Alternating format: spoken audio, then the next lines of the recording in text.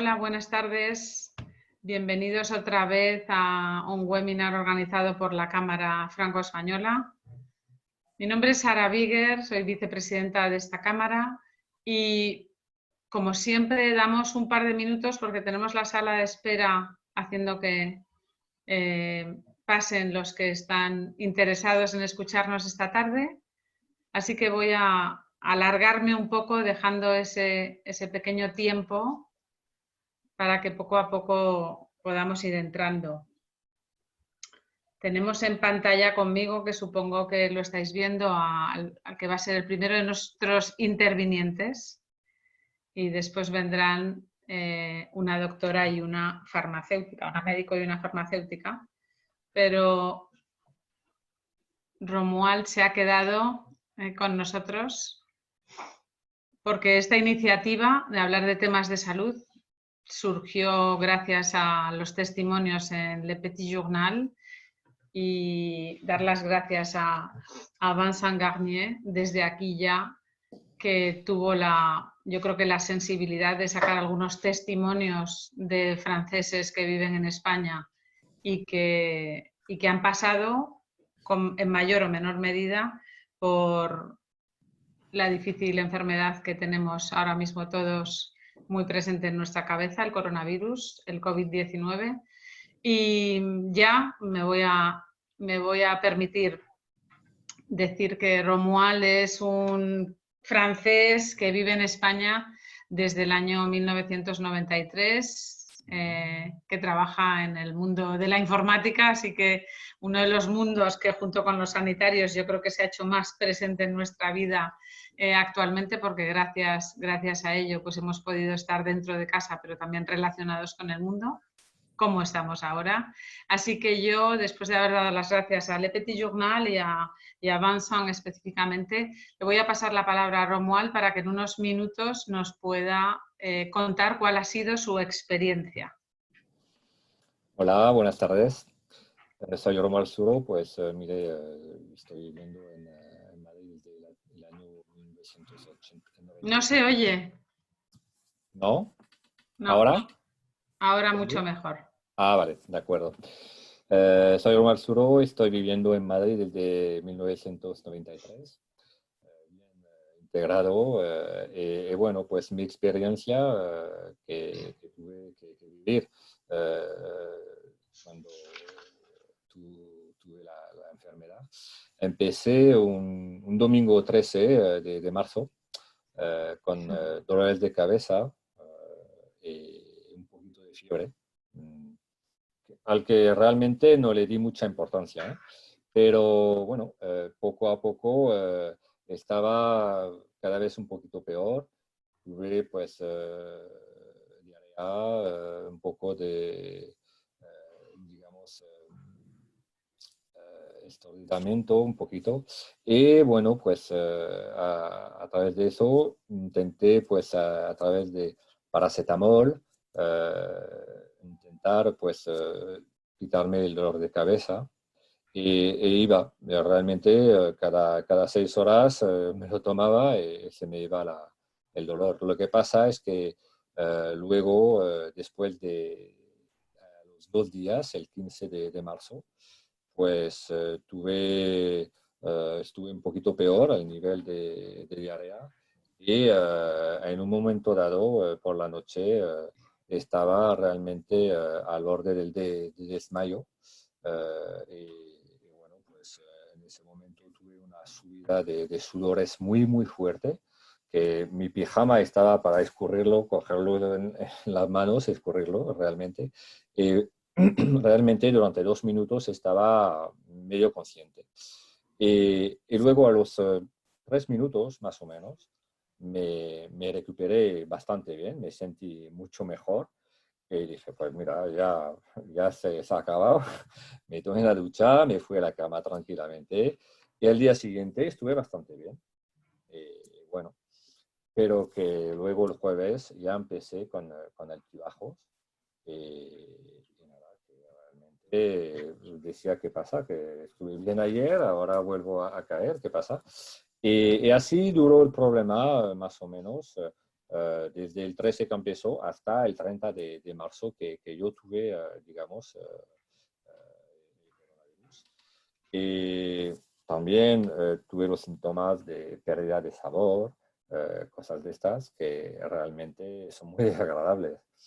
Y bueno, pues después de eso, mientras tanto, yo empecé a hacer uno de los chequeos para saber si realmente tenía el COVID el 24 de marzo.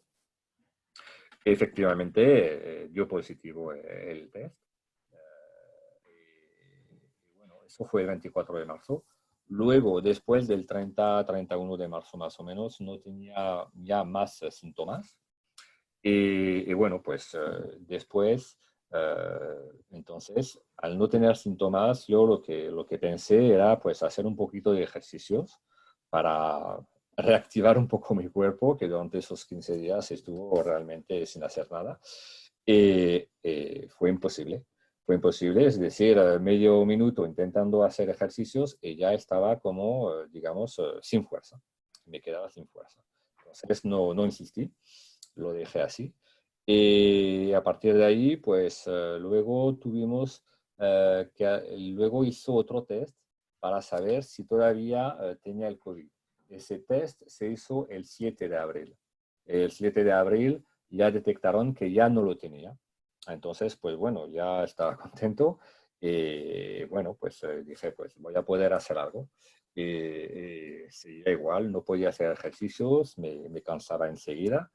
Y bueno, pues entonces seguí así sin hacer demasiado ejercicios, lo mínimo, porque entonces si hago algo y me caigo, no puedo seguir así. Luego tuve otro test que se hizo el 24 de abril. Ese test fue para saber si había generado anticuerpos. Y efectivamente tenía los anticuerpos que se habían generado, los IgG, que fueron a unos 6, creo, más o menos, de nivel. El IgM, nada, bien. Y bueno, pues a partir de ahí, más o menos, ya me iba mejorando, pero todavía me sentía cansado. Y ahí, en ese momento decidí, hablando con un compañero, decidí comprarme un aparatito que mide la cantidad de oxígeno en la sangre, un oxímetro, lo que llaman ellos. Y a partir de ahí vi que realmente tenía un resultado bajo, es decir, tenía 93, 94. Tampoco soy un experto, pero aparentemente me decían que tendría que ser hacia 97, 98 más o menos. Y bueno, pues entonces todos los días me lo tomaba. Y cuando el Estado español nos dio, mientras sigue el estado de alerta, nos dio la posibilidad de hacer con franjas horarias por respetar la posibilidad de salir a la gente de mi edad de 6 de la mañana a 10 de la tarde, de la mañana, y luego de 8 de la tarde a las 11 de la noche, pues la posibilidad de andar. Y a partir de ahí, creo que fue el sábado 2 de mayo, ya empecé a andar un poquito. Me cansaba, pero podía aguantar.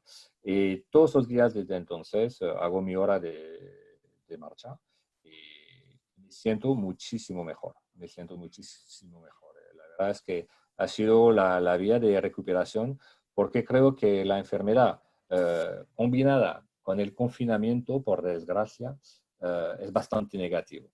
Pero el hecho de poder andar y hacer ejercicio durante, pues, por lo menos una hora al día, que viene bien, y nos viene bien a todos, aunque no estuviésemos enfermos, pues la verdad es que ha sido para mí la mejor recuperación. Hasta hoy, pues me siento cada día mejor, gracias a eso. Bueno, pues oye, muchísimas gracias por compartir esta, además, sobre todo el hecho de no saber qué es lo que uno tiene que ir haciendo, ¿no? Cuál es la decisión que uno tiene que ir tomando. Por esto, como hemos comprendido que hay un gran interés por estos temas ahora mismo, la Cámara es por lo que ha decidido invitar a dos profesionales Así que muchas gracias, que luego contaremos contigo al final, a dos profesionales del mundo de la salud, a una médica, Eva Sanz, y a una farmacéutica, Nítida Pastor, que son las que nos van a hablar de la rehabilitación post-COVID y de algunas medidas para realmente prevenir algo que ya hemos visto que desafortunadamente hemos pasado pocos a pesar del el caso que nos ha contado Romuald. Y bueno, yo decir que evidentemente estos son consejos y recomendaciones que ellas hacen como grandes profesionales que son y son responsables de lo que se diga en este seminario a título personal. Así que voy a empezar por la doctora, ya que hemos tenido primero un caso de coronavirus, que los ha habido desafortunadamente mucho peores, pero vamos a contar con Eva Sanz, que es licenciada en medicina, especialista en rehabilitación deportiva y medicina hiperbárica y subacuática. Es además también doctora en endocrinología y fisiología y presidenta actualmente de la Asociación de Médicos Hiperbáricos de España. Y cuando decimos hiperbárico, a la gente le suena normalmente a deportistas de alto rendimiento, a oxígeno, a buceadores, pero muchas veces realmente no saben a qué se trata, de qué se trata. Y yo voy a preguntarle a Eva que cómo siendo algo tan desconocido, cómo has unido en tu práctica clínica estas dos especialidades, o sea, cómo has pasado de ser especialista, una doctora especialista en rehabilitación y das ese salto a la medicina hiperbárica y cómo la medicina hiperbárica nos puede ayudar en este caso. Ahora yo voy a volver a poner en oscuro mi pantalla, Romuald también, y te vamos a dejar que nos lo cuentes. Muchas gracias, Eva. Gracias a vosotros.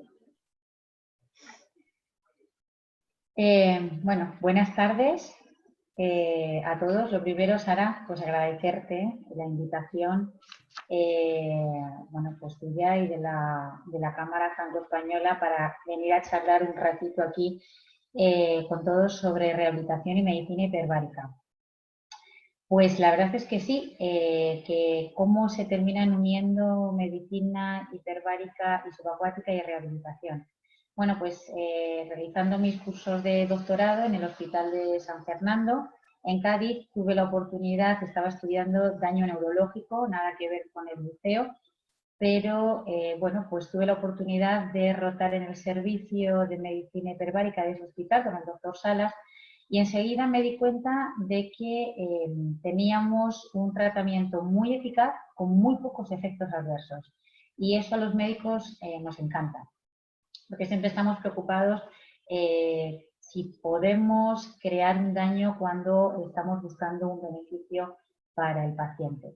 Empecé a estudiar, empecé a profundizar en esta especialidad médica, terminé especializándome también en ella y hoy en día pues desarrollamos protocolos no solo a nivel deportivo, sino en muchas otras patologías en la que la parte de la medicina hiperbárica, que no la subacuática, que sirve efectivamente para el mundo del buceo, pues nos puede ayudar y en este caso en esta infección que tenemos actualmente por COVID-2. A mí me gustaría, antes de nada, compartir un poco una presentación que he realizado con todos esta tarde para que entendamos un poco qué significa más un COVID, ¿no? Y fijaos que pongo una imagen de una ciudad tan bonita como la ciudad de Nueva York arrasada, porque realmente lo que está haciendo este virus con nuestro mundo, con nuestra sociedad actual como la conocemos, es arrasar en todos los aspectos, ¿no? Dejo mi mail en la pantalla también y la dirección del centro porque considero que, bueno, seguramente hay muchas personas que tengan consultas o que tengan dudas y como que no queremos extender este espacio mucho tiempo y, bueno, pues ahí está nuestro contacto, de tal forma que si alguien está interesado en hacérnosla llegar, pues nosotros encantados en responder. Lo primero que tenemos que pensar es que del 100% de pacientes que se han infectado por COVID, un 80% lo va a pasar como Romuald. Unos pasarán asintomáticos, otros pasarán con un síntoma como un catarro, una gripe, una diarrea, una gastroenteritis, alguien con estos síntomas un poquito más avanzados, pero no van a requerir un ingreso hospitalario. Lo pasan mal, el paciente se va a encontrar muy débil, como nos ha comentado Romuald, pero no necesitan ese ingreso hospitalario.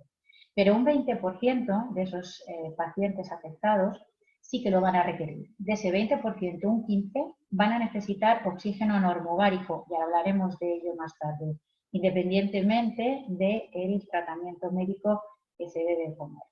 Pero un 5%, fijaos que no es nada desdeñable, vamos a necesitar sedar al paciente, intubarlo y conectarle a un respirador. Y vamos a proponer una rehabilitación para todos los pacientes, pero nos vamos a centrar más sobre todo en ese grupo.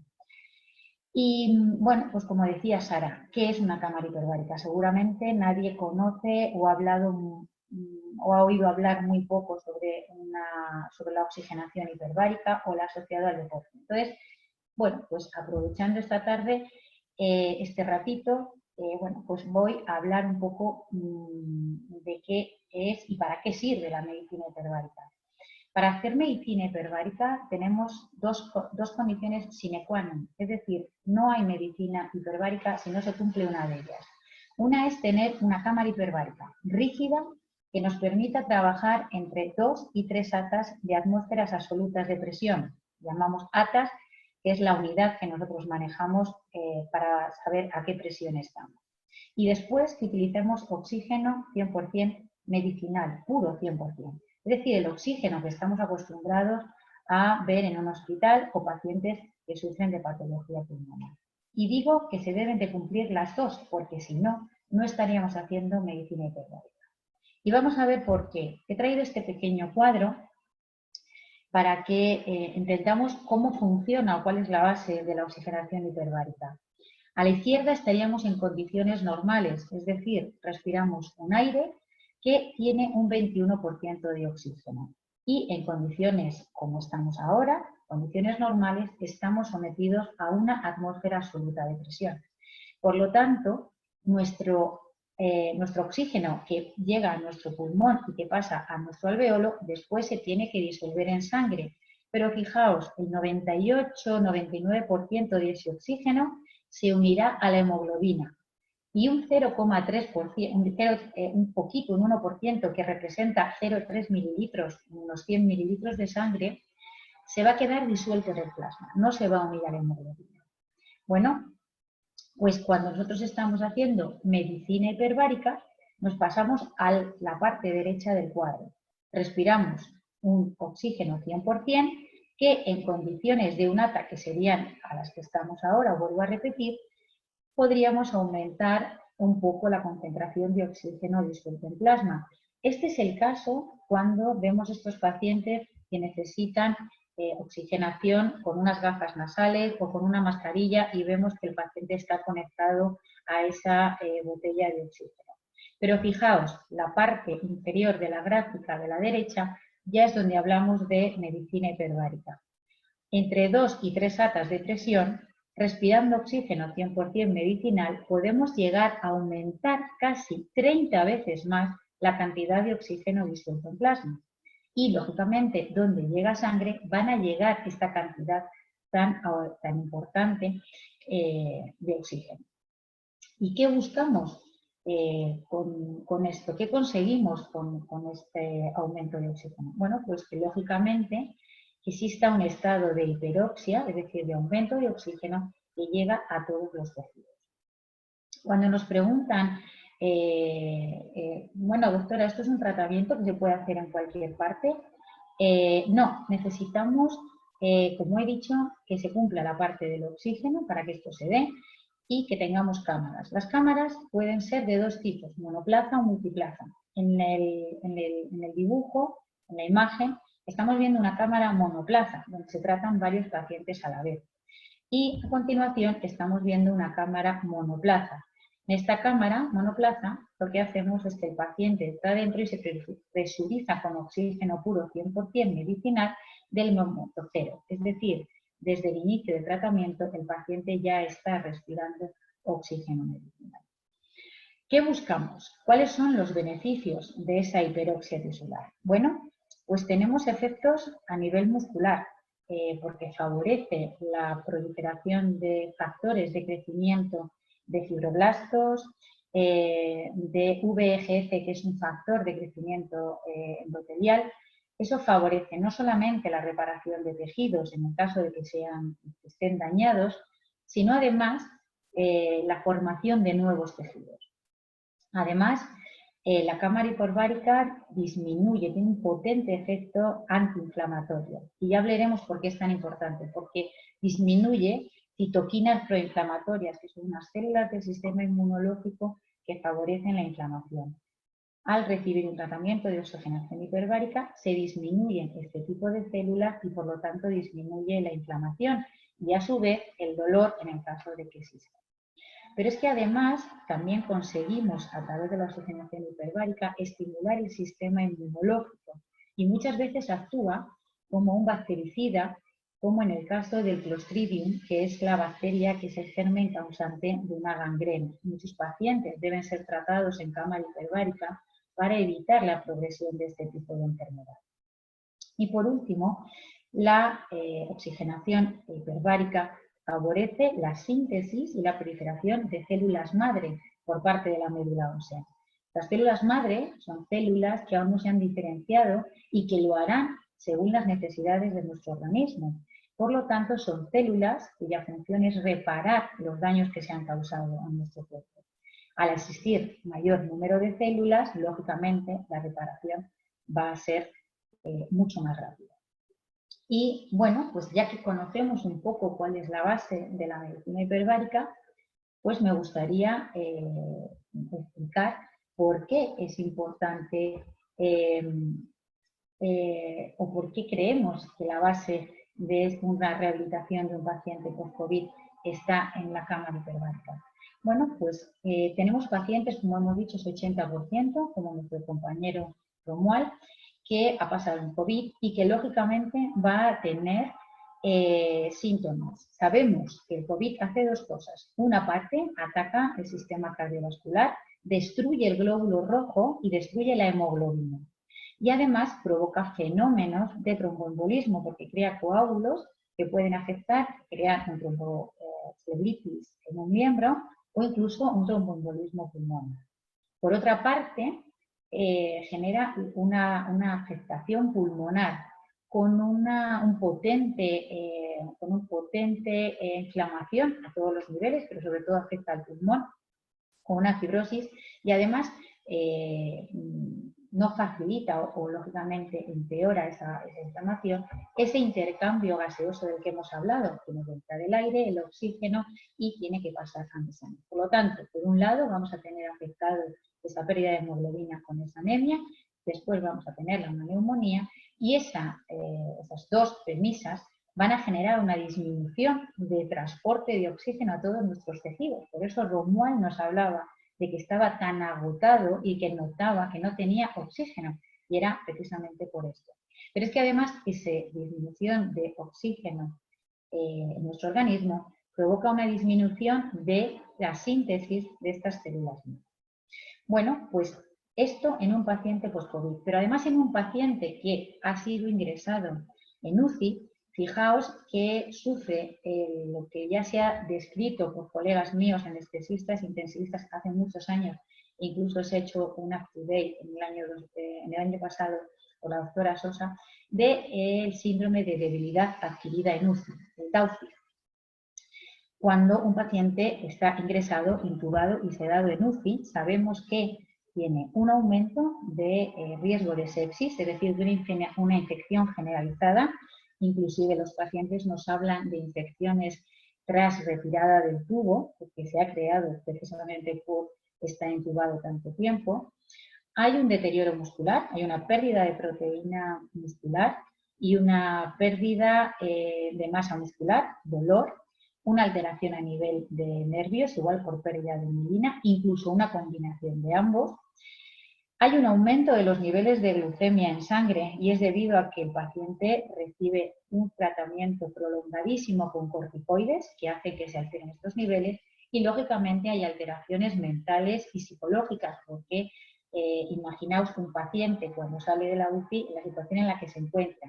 Pero si añadimos la situación actual con un paciente post-COVID, pues todavía más, porque ese paciente ha estado en aislamiento continuamente y no se ha encontrado con ningún apoyo social a nivel familiar que le ayude a pasar. Por lo tanto, ha dejado secuelas de ansiedad, depresión, incluso, fijaos, alucinaciones.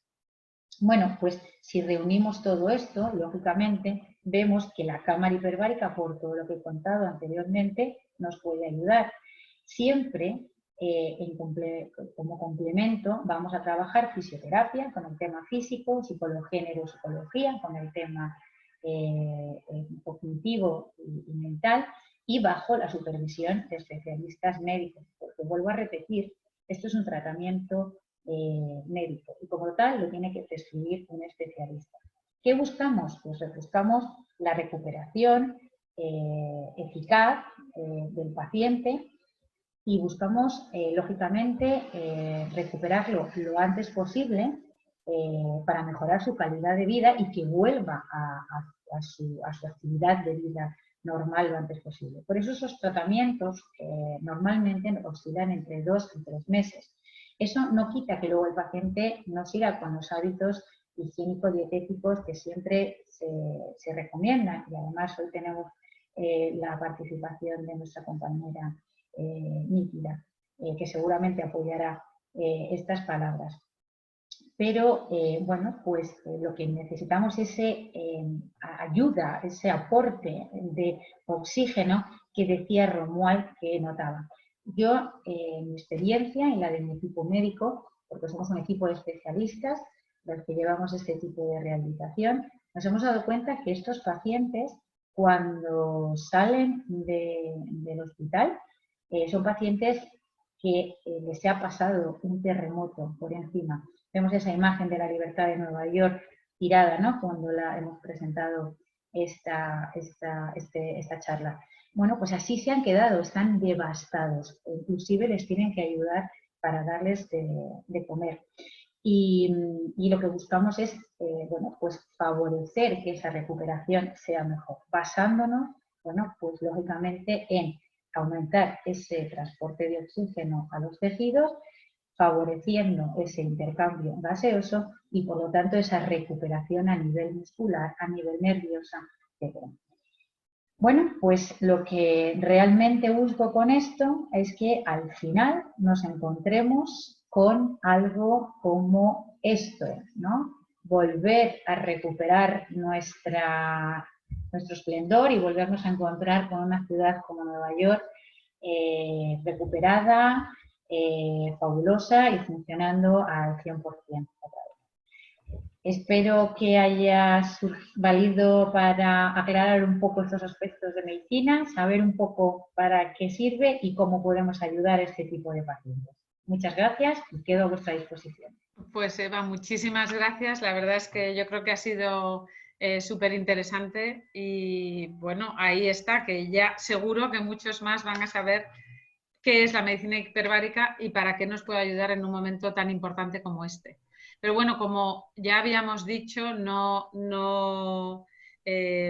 todos lo hemos pasado, pero todos tenemos que estar mejor preparados y mejor pertrechados para poder pasarlo y si no para nuestra calidad de vida. Y por eso hemos invitado a Nítida Pastor, que es farmacéutica por la Universidad de Granada, doctora cum laude en pediatría por la Universidad Autónoma de Madrid y MBA por la IE Business School, especializada en economía de la salud, autora porque es investigadora de plantas medicinales y de etnobotánica y ha escrito un par de libros de los cuales pues yo creo que uno viene muy al caso, ¿no?, que se llama Uso popular y científico de las plantas medicinales para combatir el estrés. O sea que este nos lo tenemos que apuntar, que además fue bestseller.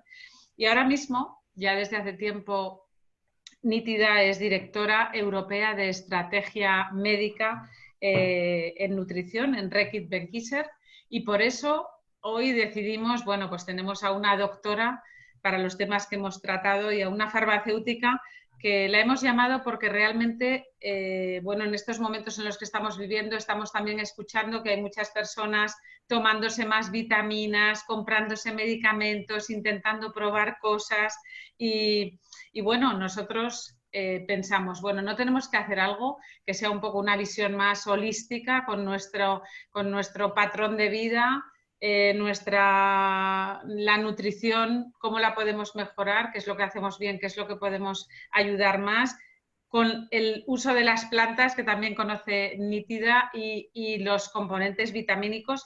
Así que con esta visión de todo, queríamos saber cómo podemos ayudar a ese sistema inmune, que una vez que, bueno, pues que falla, tenemos a Eva después para que nos ayude, pero que con esta introducción nos gustaría que tú nos ayudaras a los que estamos todavía un paso más atrás a poder mantenernos lo mejor preparados. Así que, Nítida, un placer estar esta tarde contigo aquí y te dejo la palabra.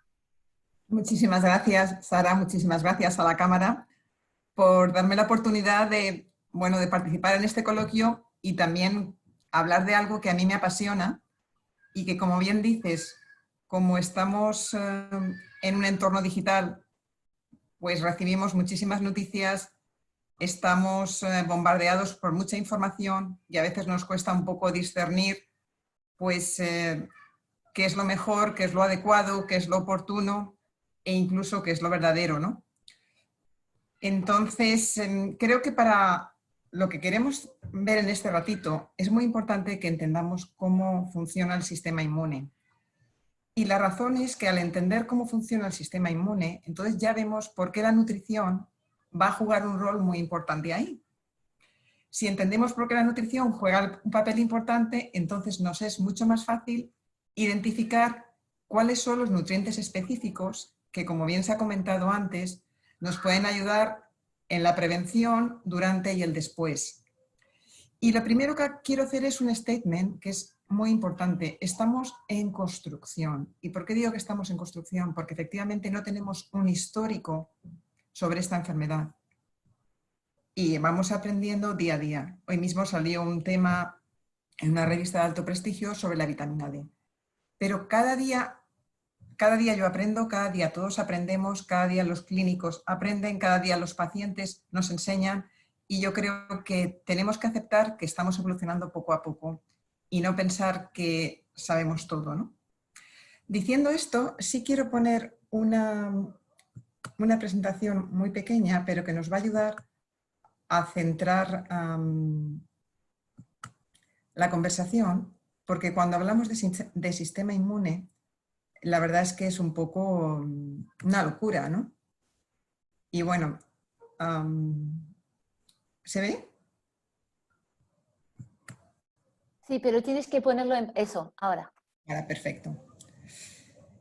Entonces, en esta foto estamos viendo el sistema inmune. ¿Y por qué he puesto esta foto tan complicada? Que se ven muchos órganos, se ve el boceto de un cuerpo humano.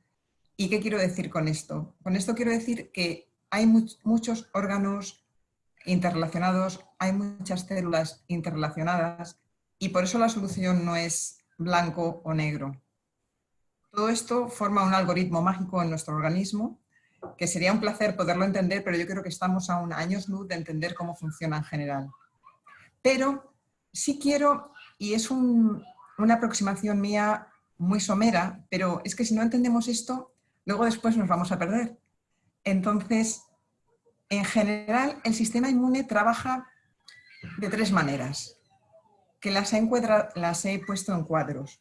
Uno lo que hace es prevenir la entrada.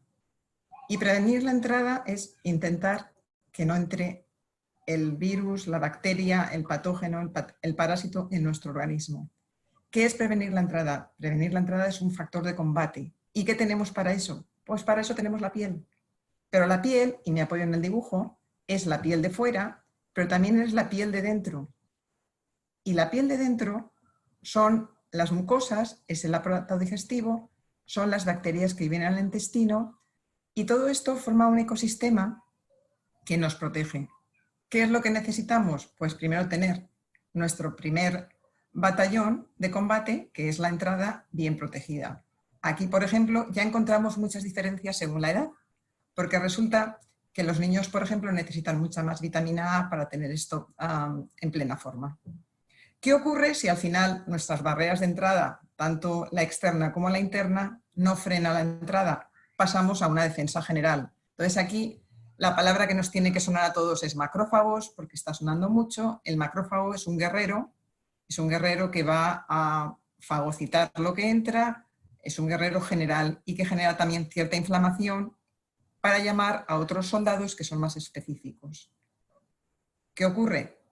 No hemos podido frenar con la entrada, nos viene nuestro sistema general, que son los macrófagos. Pero ¿qué pasa si el sistema de macrófagos no funciona? Pues o no actúa tan rápido o no es suficiente. Viene nuestra defensa específica, que son pues exactamente nuestras células que van contra ese virus concreto. Por eso ahora cuando oímos que necesitamos una vacuna, la vacuna iría en nuestra defensa específica. O sea, sería algo exactamente que nos ayuda a combatir el virus que tenemos. Entonces, espero no haberos aburrido mucho con estas tres cosas, pero es que si no entendemos estas tres maneras de actuar así muy someramente contadas, pues nos va a costar mucho ahora entender el rol que juega la nutrición. ¿Y por qué? Porque todo esto es muy personalizado. ¿Qué ocurre? Nos creemos que la nutrición es lo que comemos hoy, pero no, la nutrición y nuestro sistema inmune ya lo estamos gestando incluso antes de nacer. Entonces, dejadme aquí que os diga que cuando el bebé nace ya tiene 9 meses. Parte del sistema inmune de su madre ha estado influenciando en él. Luego tenemos otros factores externos como puede ser el parto por cesárea, el uso de antibióticos. Estos son también condicionantes que van a influir también en cómo nuestro sistema inmune se desarrolla. Y luego también tenemos, por encima de esto, pues nuestra alimentación durante los 2 primeros años de vida, que de nuevo va definiendo cómo se está estructurando nuestro sistema de defensa. Fijaros ya las variables que tenemos y le añadimos más, que son nuestros hábitos. Entonces, ¿qué pasa con nuestros hábitos? Que nuestros hábitos al final definen nuestros comportamientos. Entonces, no es el mismo sistema de defensa si estamos con obesidad, si estamos con alcohol, si hacemos muy poco ejercicio o si hacemos muchísimo ejercicio. Entonces, nos encontramos ahí una serie de factores también que condicionan cuál es nuestra respuesta al sistema inmune. Con todo esto, sí quiero centrar, porque al final quiero que os llevéis algo que al día siguiente o esta misma noche podáis aplicar, ¿no? Entonces, con todo este batiburrillo de maneras de trabajar el sistema inmune y la personalización que tenemos cada uno, sí hay nutrientes que favorecen el sistema inmune. Y he puesto esta tabla aún a riesgo de que a lo mejor podía ser un poquito más o menos complicada, pero he subrayado la vitamina A, el grupo de vitaminas B, la vitamina C, D y la vitamina E. ¿Por qué pongo esto? Porque cada una de estas vitaminas o cada grupo tiene una diana más importante. La vitamina A, que la tenemos aquí, es una diana de entrada, es una diana de barrera de entrada y también nos ayuda a los macrófagos. Pero sin embargo, si nos venimos aquí al grupo de las vitaminas B, aquí estamos hablando más de una diana en las células específicas, las células de los anticuerpos.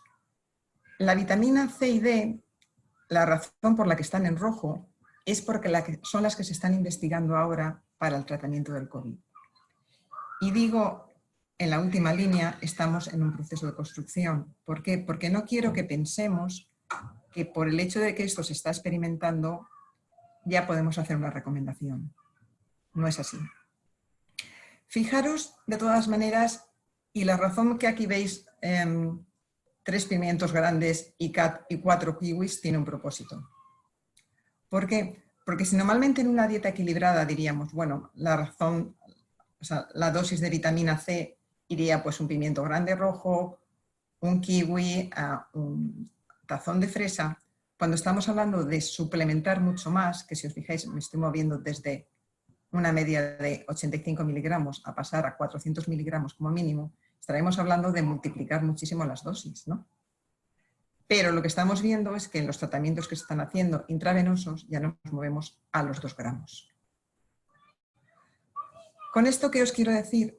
Que tenemos que tener el sistema inmune, por principio, preparado para que trabaje en condiciones, pero tiene que también tener reservas.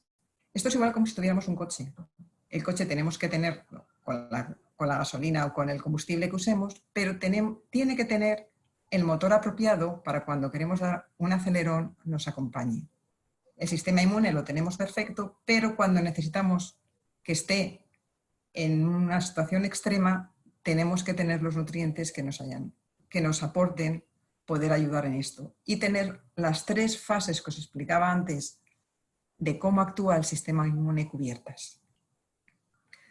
Mencionando esto de las vitaminas, también quiero hacer hincapié en los nutrientes como son los minerales. Y de nuevo he subrayado en rojo 2, que es el zinc y el selenio, y las razones por las que también se están estudiando y se están siguiendo en pacientes COVID. Concretamente, con el zinc se está viendo que hay que subir la dosis, y la razón por la que esto se considera es porque el zinc es un mineral que afecta y afina cómo funciona el sistema, cómo funciona y cómo actúa a nivel de macrófagos y cómo funciona y cómo activa incluso a nivel de citoquinas. Con el selenio, y aquí sí quiero comentar un estudio clínico que se ha hecho en pacientes de COVID, y hablo de que es un estudio clínico. Sí se ha visto que los pacientes que tuvieron muchísima más dificultad en recuperarse, en los que el virus era más patogénico, tenían un nivel bajo de selenio. Un estudio, como digo en la última línea, no es una recomendación. Y antes de tomar una sobresuplementación de minerales y vitaminas, desde luego hay que consultar con el profesional de la salud, porque cada uno de nosotros somos muy particulares por todo lo que os contaba al principio. Pero os quiero apuntar aquí que hay ingredientes dentro de la alimentación que apuntan promesas y que nos ayudan a pensar que en cuanto tengamos un poquito más de investigación, como os decía antes, vitamina C, vitamina D, zinc y selenio, vamos en buen camino.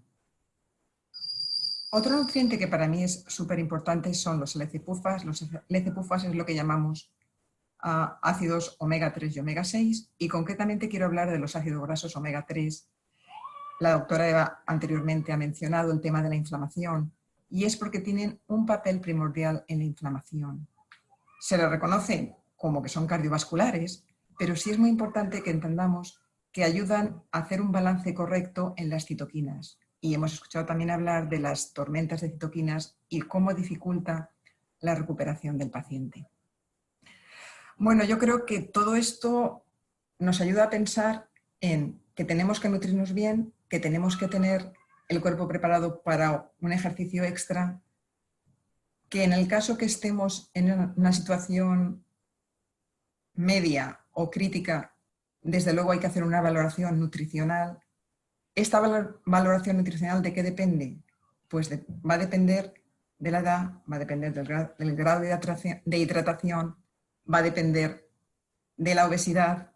Por poneros otro dato con el tema de la obesidad, hay también otro estudio donde se ve que subir 10 puntos el índice de masa corporal cuando ya se tiene un sobrepeso, estamos hablando de 25, pasarlo a 35, hace que el uso de ventilación asistida se duplique y pase de un 40 a un 80%.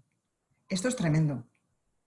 Esto es tremendo cuando hemos escuchado antes también hablar de los riesgos de una intubación y lo estresante que es también para el paciente, ¿no?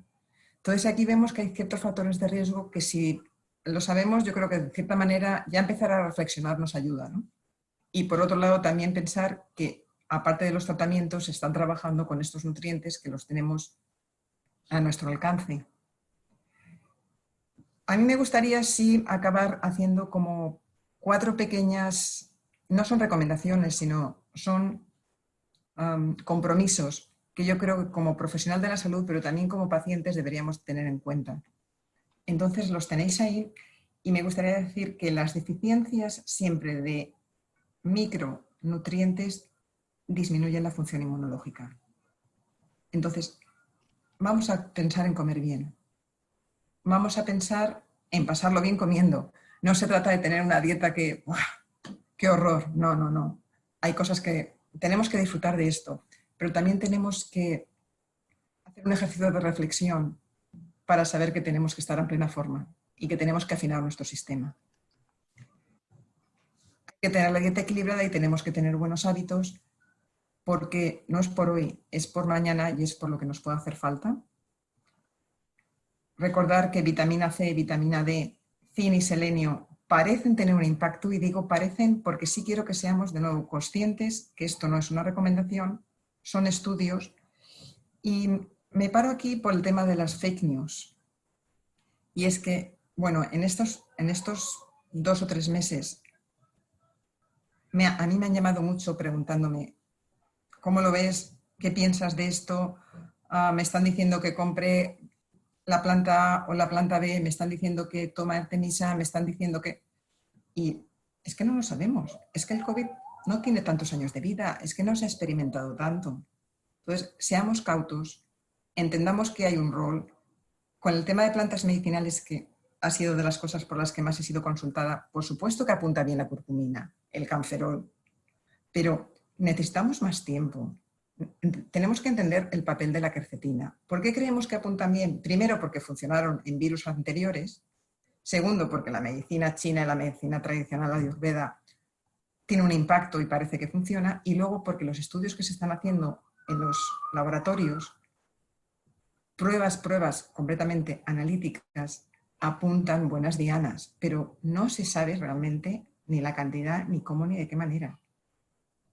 Y luego lo último es un chequeo personalizado. No todos tenemos el mismo sistema inmune. Ya de base, como os decía al principio, antes del nacimiento lo estamos predefiniendo, lo fijamos durante los 2 primeros años de vida y lo terminamos de definir con el paso del tiempo y con nuestros hábitos. Entonces, hay cosas que no podemos controlar, pero ¿por qué no controlar las que podemos, no? Y esto era pues lo que yo os quería comentar, y pues estoy aquí para cualquier duda y cuidaros. Pues muchísimas gracias, Nítida. La verdad es que ha sido fantástico poder ver que todo lo que comemos tiene al final consecuencias. Ya lo sabemos, pero hay que recordarlo cuanto más se pueda, ¿no? Yo creo que hay varias preguntas, hay varias preguntas que quizás Victoria o Fanny nos van a ir haciendo tanto para Nítida como para Eva. A ver, buenos días, soy Victoria y sí, tenemos una primera pregunta de Vincent Garnier del Petit Journal, que nos pregunta: llegamos a entender que la reacción excesiva del sistema inmunológico era una de las causas de las muertes por el COVID. ¿Estimular esta reacción no es peligroso? Pregunta también, es que hace varias preguntas, Vincent, si os parece, las habla de cuál es el coste del tratamiento. Imagino que eran las cámaras hiperbáricas de la escalada de la doctora San. Y luego hay preguntas relacionadas con el aumento de la vitamina C hasta 2 gramos. ¿Es una recomendación? Nítida, ¿contestas o contesto rápido? Venga, empieza tú.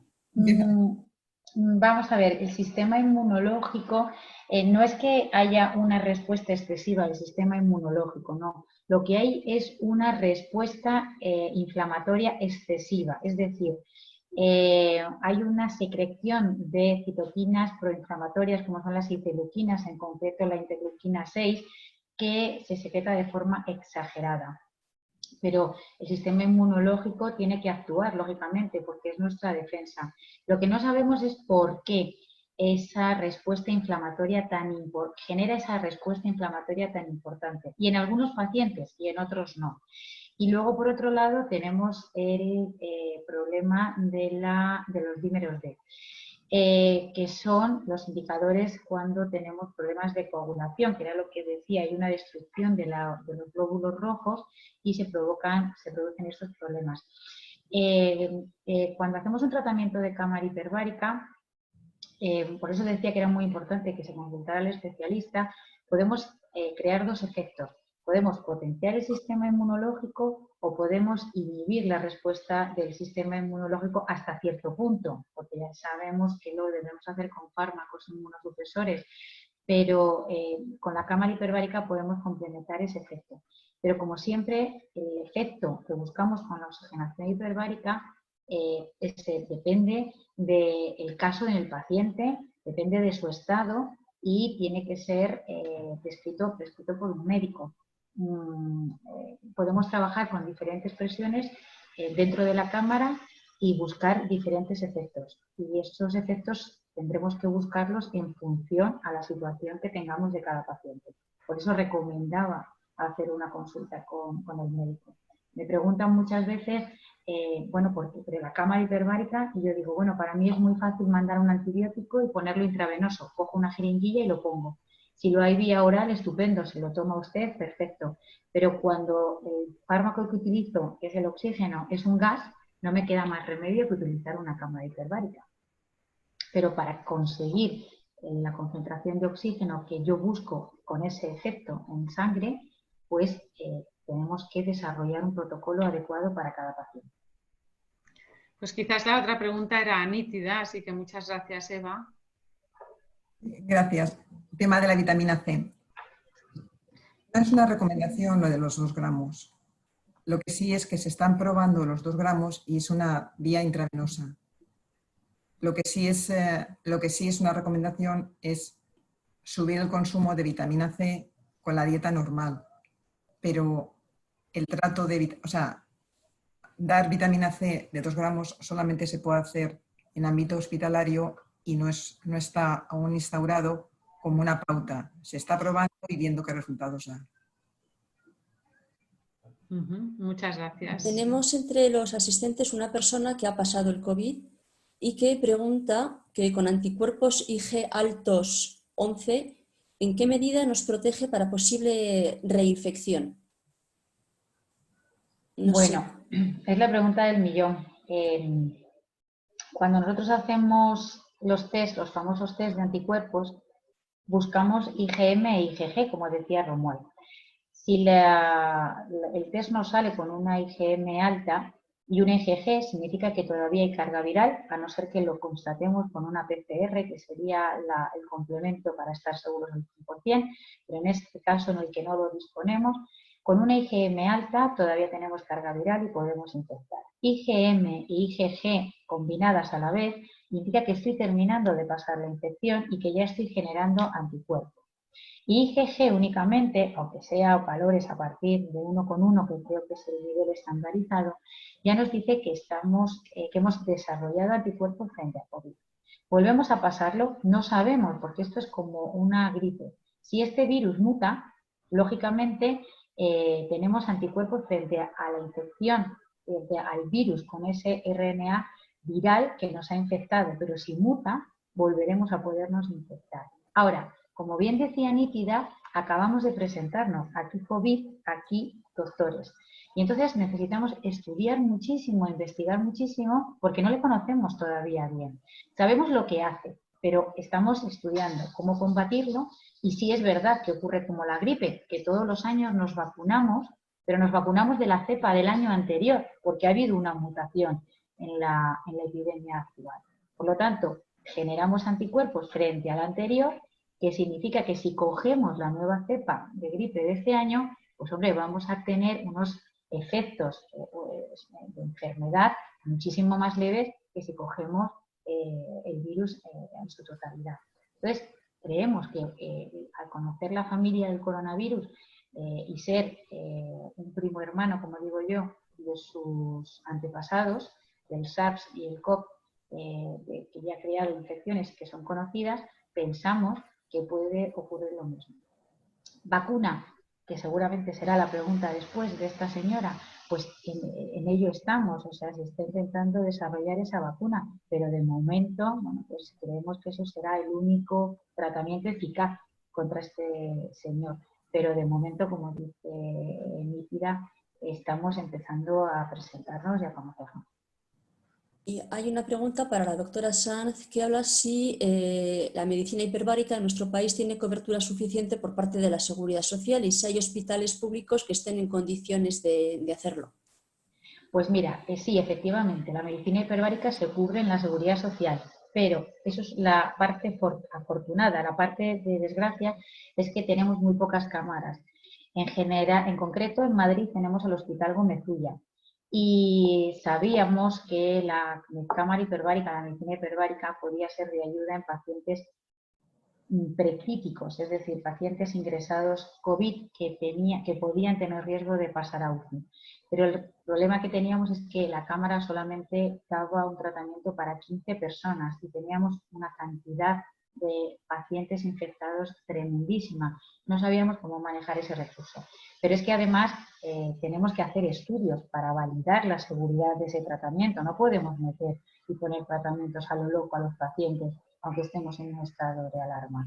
Entonces, actualmente se está haciendo un tratamiento, se está haciendo un estudio en este hospital con estos pacientes, que se publicará, me imagino, en breve, y que, por tanto, bueno, pues nos pueda ayudar en un futuro a complementar el tratamiento típico, el tratamiento que se ha desarrollado en la situación actual. No creo que la Seguridad Social cubra tratamientos de rehabilitación post-COVID. Sería ideal, pero en la situación en la que estamos habría muchas cosas fiscales y por desgracia pues no pueden ser.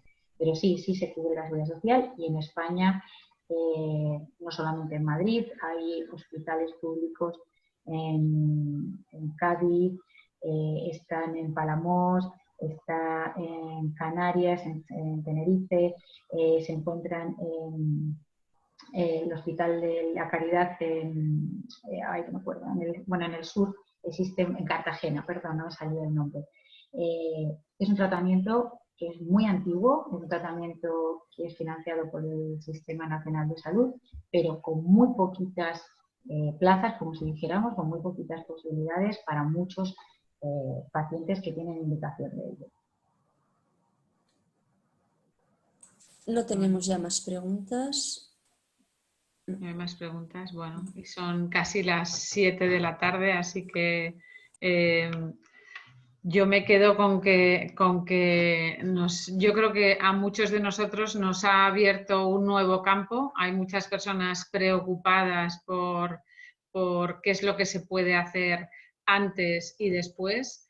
Me ha gustado mucho eso de que nos estamos conociendo, nos estamos conociendo el COVID-19 y nosotros, los doctores y los pacientes. Y la verdad es que creo que es de mucha ayuda saber que tenemos que prepararnos, que también tenemos que prevenir el contagio y que evidentemente yo creo que el uso de mascarillas, la distancia social es algo que no se nos debe olvidar ni un minuto, porque es preferible no contagiarse o poder tener la posibilidad de pasarlo, pues bueno, quizás como Romuald, pero no peor, pero que desafortunadamente hay muchas personas que necesitan después una ayuda porque, como ha dicho Eva, algunas salidas de los hospitales pues son verdaderamente calamitosas y se está hablando poco de este post-COVID y bueno, hay muchas personas que luego quieren tener una vida normal y recuperarse y para eso también ayuda la cámara hiperbárica y ayuda también la nutrición y todas las medicinas que podamos estar pensando que de una manera o de otra nos ayudan a recuperarnos. Yo pediros que os despidáis en un minuto cada una y si Romuald quiere, después de haber escuchado esto, también despedirse, encantado de hacerlo y así llegamos a las 7, que era nuestro objetivo. Eva, Nítida.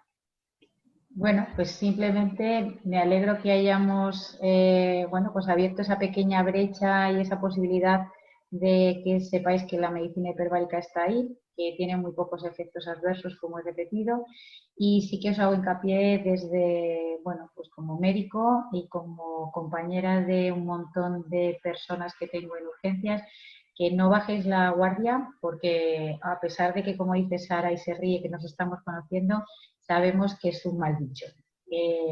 Entonces, nos da la sensación a los sanitarios que se está bajando mucho la guardia, que se está relajando mucho el tema de medidas de seguridad y, bueno, pues a quienes estéis ahí compartiendo estos minutos con nosotros, os pido que no lo hagáis y que os portéis bien y, bueno, pues hagáis lo que os pedimos que hagáis, para cuidaros y para cuidar al resto de la población. Muchas gracias, Eva. Nítida. Buenas tardes. Bueno, pues yo sí quiero cerrar con un mensaje de prestar atención a la prevención. Lo mejor es no enfermarnos. Afortunadamente hemos vivido muchos años donde cuando nos encontrábamos el problema teníamos la solución. Ahora, en esta situación nos damos cuenta que tenemos el problema y no tenemos la solución y yo creo que deberíamos de sacar grande de esto y es trabajemos antes. Nos cuidamos, intentamos estar de la mejor forma posible y parte para ayudarnos a esta prevención es tener una nutrición adecuada, ¿no? Y bueno, pues se puede practicar todos los días. No hace falta conseguirlo en un día. Tenemos muchísimos años para educarnos en esto. Me alegro que este espíritu que tenéis las dos de investigación siempre nos ayude. Yo creo que deberíamos de tenerlo todos en todos los ámbitos. Así que muchísimas gracias. Gracias a Romuald también, que estuvo ahí, que lo pasó y que ha querido compartir con nosotros, y a Le Petit Journal, que nos ha ayudado a difundir esto, que es un tema que nos interesa a todos. Así que paséis una buena tarde y mañana los que hagan fiesta, que también puedan celebrar un San Isidro en confinamiento, que esto no, esperemos que sea la primera y la última vez que lo hagamos. Así que muchas gracias a las dos. Gracias. Muchas gracias. Muchas Buenas gracias tardes. a vosotros. Buenas tardes. Gracias.